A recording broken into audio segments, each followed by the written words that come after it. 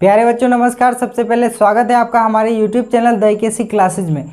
बच्चों आज के वीडियो में हम लोग पढ़ने वाले हैं 10वीं कक्षा चैप्टर 1 जो वास्तविक संख्या है उसका प्रश्नावली 1.2 का पहला प्रश्न।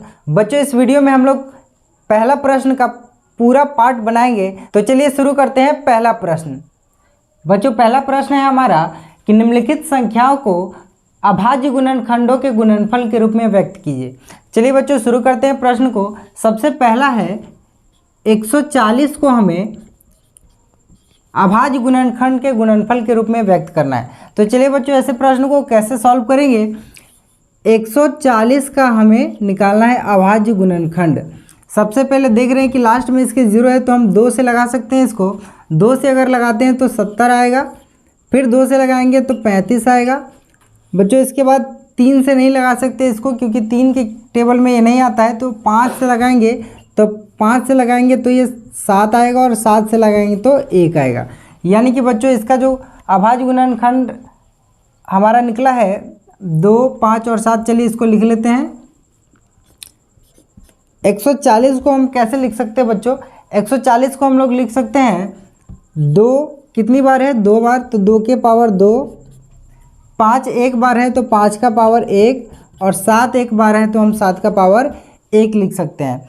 तो ये 140 जो है हमारा बच्चों वो हमारे अभाज्य गुणनखंड के गुणनफल के रूप में व्यक्त हो चुका है। चलिए अब दूसरा पार्ट देखते हैं इसका।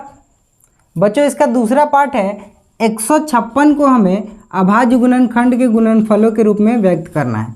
तो चलिए 156 को अगर हम इसका अभाज्य गुणनखंड निकालते हैं तो 2 से अगर इसको हम लगाएंगे तो ये हमारा आएगा 56 का आधा होता है 28 और 50 यानी कि 78। फिर 2 से अगर इसको हम लगाते हैं तो ये आ जाएगा हमारा 39 और फिर हम 3 से लगाते हैं तो 13 और फिर 13 से लगाते हैं तो 1 आएगा। यानी कि बच्चों हम 156 को क्या लिख सकते हैं 2 कितनी बार है 2 बार, तो 2 का पावर 2। 3 हमारा एक बार है तो 3 का पावर 1 और 13 जो है एक बार है तो 13 या 13 का पावर 1। तो हमारा जो 156 है बच्चों उसको हमने अभाज्य गुणनखंड के गुणनफलों के रूप में व्यक्त कर दिया है। चलिए अब इसका तीसरा पार्ट देखते हैं। बच्चों इसका तीसरा पार्ट है कि हमें 3825 को अभाज्य गुणनखंडों के गुणनफल के रूप में लिखना है। तो चलिए हम 3825 को लिखते हैं। इसका निकालेंगे अभाज्य गुणनखंड। बच्चों हम 3 से इसको लगा सकते हैं। 3 से एक बार में 3, 3 दूनी 6 और ये 3 सत्ते 21, 3 पचे 15, 1275 आया है 1275। फिर हम बच्चों इसको 3 से लगा सकते हैं 400 और 25 तिया 75 यानी कि 425। फिर से बच्चों ये 3 से अब नहीं लगेगा तो हम इसको 5 से लगा सकते हैं।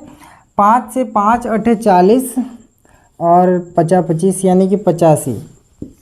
बच्चों फिर से ये 5 से ही लगेगा। 5 से अगर इसको हम लगाते हैं तो 17 आएगा यहाँ पे और फिर 17 से इसको लगाते हैं तो हमारा यहाँ पे 1 आएगा। तो बच्चों अब इसको हम क्या लिख सकते हैं 3825 को बच्चों हम क्या लिख सकते हैं 3825 को हम बच्चों लिख सकते हैं 3 कितनी बार है 2 बार, तो हम लिख सकते हैं 3 का पावर 2 गुने 5 भी 2 बार है बच्चों तो 5 का पावर भी आएगा 2 गुने 17 एक बार है बच्चों तो हम लिख सकते हैं 17 का पावर 1 या 17 सीधे। तो 3825 का बच्चों हम लोगों ने अभाज्य गुणनखंड के गुणनफल के रूप में इसे व्यक्त कर दिया है। तो चलिए अब इसका चौथा पार्ट देखते हैं। बच्चों इसका चौथा पार्ट है कि हमें 5005 को अभाज्य गुणनखंड के गुणनफलों के रूप में लिखना है। तो चलिए बच्चों इसको बनाते हैं। 5005 का अगर हम अभाज्य गुणनखंड निकालेंगे बच्चों तो सबसे पहले हम इसे 5 से लगा सकते हैं। 5 से लगाते हैं तो 1001 आ जाएगा, है ना। अब इसके बाद बच्चों हम इसको 7 से एक बार लगा के देखते हैं। 7 21 7 और 3 0 7 चौक 28 और ये बच जाएगा 2 1 7 से 3 21 3 बार में। फिर बच्चों इसको हम 11 से लगा सकते हैं। आप देखिए 11 से एक बार में 11 और फिर इसमें से 3 3 33 यानी कि 11 तिहाई 33। फिर हम बच्चों इसको 13 से लगा सकते हैं, 13 से एक बार में 13। तो बच्चों हमारा ये जो 5005 है, अब चलिए इसको हम लिख देते हैं। 5005 को क्या लिख सकते हैं? 5005 को बच्चों हम लिख सकते हैं 5 एक बार है तो 5 का पावर 1 यानी या सीधे 5।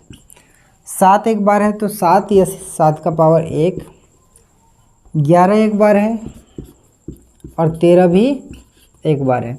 तो बच्चों हम 5005 को उसके अभाज्य गुणनखंड के गुणनफलों के रूप में इस प्रकार लिख सकते हैं।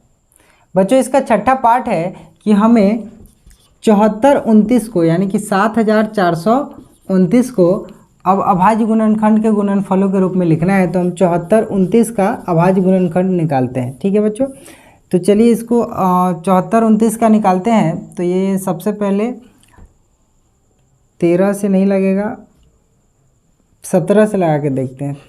17 से 17 चौका 68, 6 और 2 17 तिया 51, 17 सत्ते 119। ठीक है, 17 के बाद बच्चों इसको हम 19 दूना 38,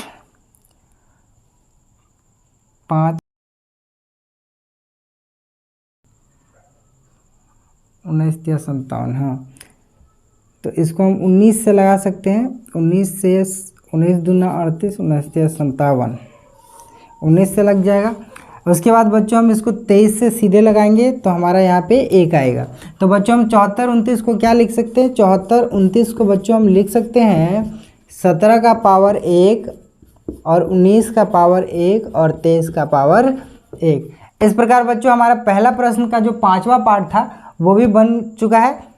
प्यारे बच्चों, अगर आपको हमारा वीडियो अच्छा लगता है तो बच्चों आप प्लीज़ मेरे वीडियो को लाइक करें, अपने फ्रेंड के साथ शेयर करें। अगर आप बच्चों हमारे चैनल पे नए हैं तो हमारे चैनल को सब्सक्राइब करें। बच्चों आप लोग लाइक ज़रूर करिएगा और अपने फ्रेंड्स के साथ शेयर ज़रूर करिएगा। इससे क्या होता है बच्चों कि हमें और भी वीडियो बनाने का मन करता है ताकि हम आपके पास और भी वीडियो लेके आएँ और आप हमारी वीडियो को प्यार दें। धन्यवाद।